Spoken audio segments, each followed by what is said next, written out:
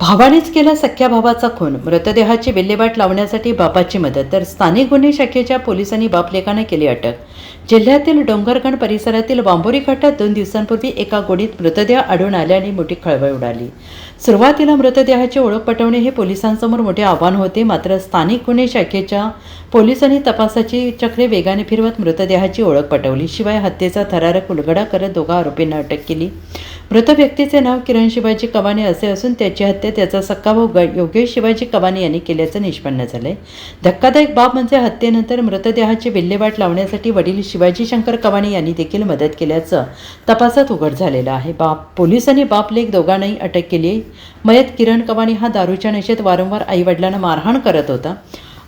कुटुंबियांनी त्याला समज देण्याचा तसेच व्यसनमुक्तीचे प्रयत्नही केले होते. मात्र त्याच्या वागण्यात बदल झाला नाही. घटनेच्या दिवशी किरण दारू पिऊन घरात मारहाण करत असताना भाऊ योगेश याच्याशी त्याचा वाद झाला. या वादातून संतापाच्या भरात योगेशने किरणचा गळा दाबून खून केल्याची कबुली दिली. त्यानंतर पुरावा नष्ट करण्याच्या उद्देशाने मृतदेह गोणीत भरून वांबोरी घाटात फेकून देण्यात आला.